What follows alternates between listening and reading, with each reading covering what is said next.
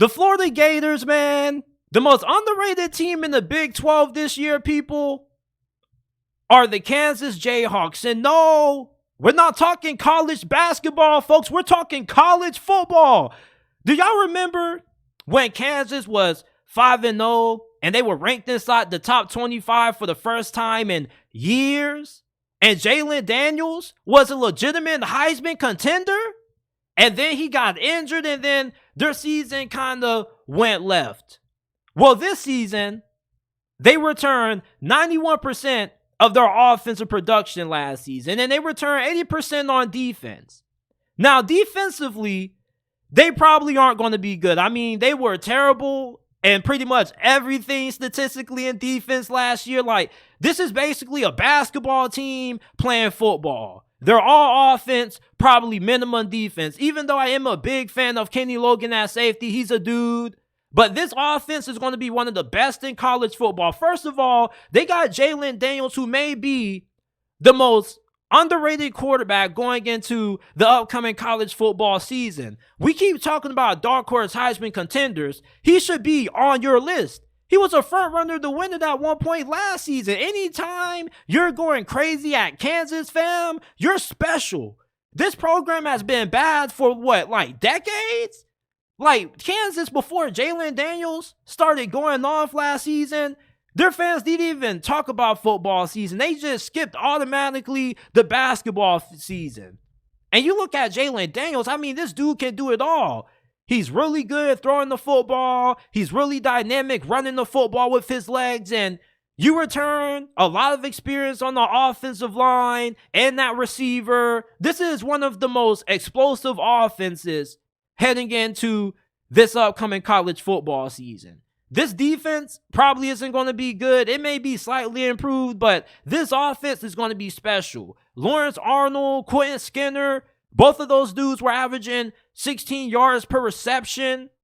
They got a really good group of tight ends. This is a really good offensive line.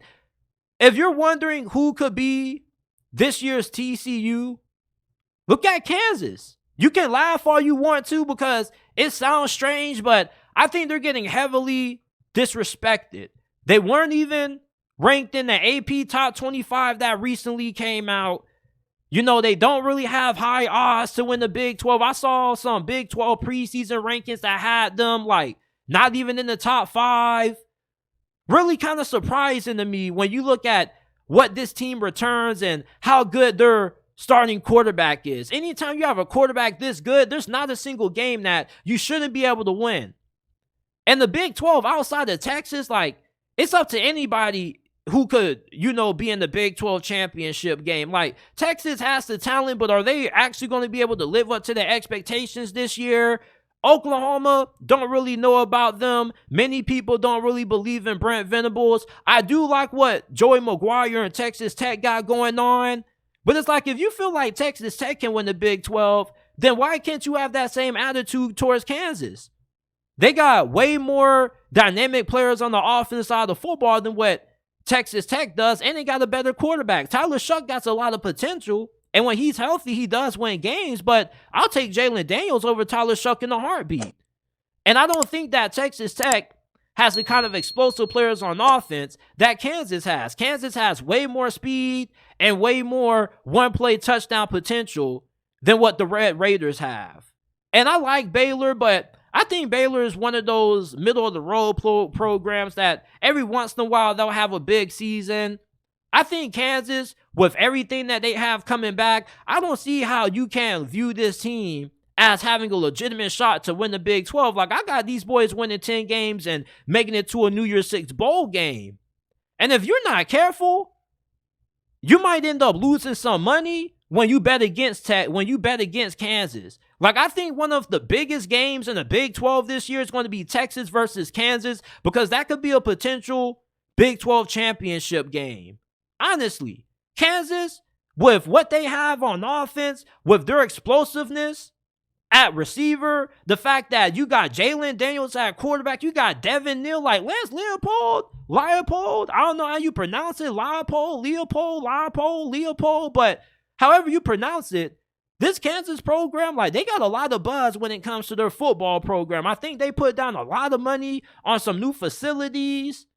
Like, you need to keep your eyes on Kansas football. Like, this just isn't one of those programs that you just going to view them as a basketball school. Like, these basketball schools, they starting to make a name for themselves. Like, Duke won 9 games last season, people. Imagine if Kansas wins 10 games, and it wouldn't be the first time Kansas won 10 games. Now, it's been a while since Kansas has won 10 games, a very long time. I was in 2nd grade the last time Kansas won 10 games in football, but this is, in my opinion, the most underrated team in the Big 12. This is a basketball team on turf. This offense is high-powered, explosive. They can beat you throwing the football. They can beat you running the football with Devin Neal. He was averaging 6 yards per carry, 9 touchdowns, over 1,000 yards on the ground. You got a great offensive line. I mean, we know they don't have a defense, but there's not a lot of great high-powered offenses in the Pac-12 and look in the Big 12, and look at their schedule. Like, they play Missouri State. You should beat them easily. You got Illinois at home. That's going to be a challenging game. Illinois is a really tough team. They're really physical. I wonder how Kansas is going to be able to handle the physicality of Illinois. That game could go either way, but you're on the road against Nevada, and then you play BYU. So going into your big road matchup against Texas, you should at least be 3-1. Maybe 4-0 potentially, depending on how that Illinois game goes. But you play against Texas on the road. You're probably going to drop that game. Now, it should be entertaining, but Texas should be a really good team this year. It should be a close game, but it's hard to win up in Texas. And if Texas is as good as what many people believe they will be, then, it's going to be tough winning in that stadium with that kind of atmosphere. Now, you got UCF, Oklahoma State. Like, I think those are middle-of-the-pack Big 12 teams. I honestly feel like you're better than those two teams, especially Oklahoma State. Like, I think Oklahoma State, they're in a little bit of a small rebuild. I think it's going to take them a couple of years to get back to what they used to be. They done took some hits to the transfer portal. They done lost some really good coaches on their staff. Now, you got Oklahoma. I mean, I don't really know how this Oklahoma game could go because y'all was getting right with Oklahoma last year. Like, they was beating y'all, what's really bad, and then y'all came back with Jason Bean, y'all backup quarterback, and we don't know how improved Oklahoma's defense is going to be, but with how good your offense is, I don't think it matters. I don't think nobody's going to be able to slow down this offense. This offense is at least going to put up at least 28 points on you.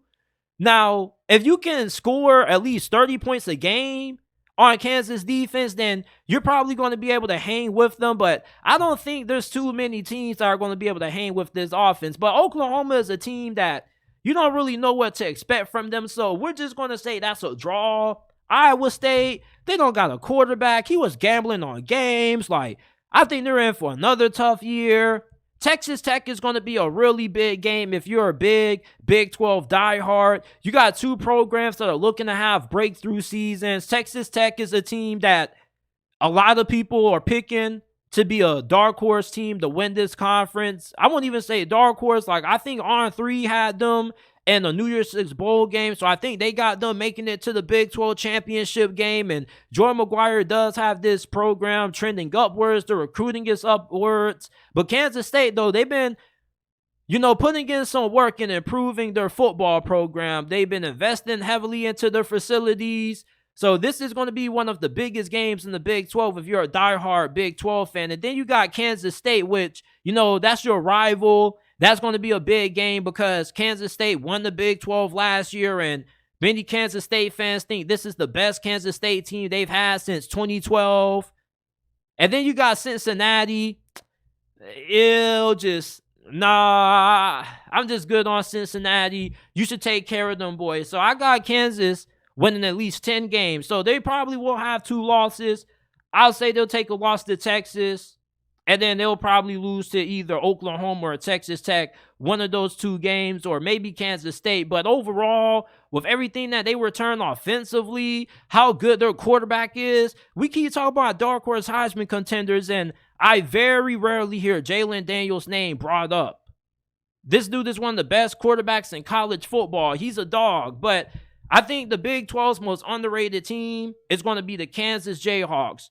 We're not talking basketball. Once again, we're talking football. Kansas has a really good team going into this season. They return too much for them not to be able to have a team that can at least win bare minimum 8 games. This should, at worst, be an 8-win team. At best, this should be a 10-win team. Medium, probably 9 wins.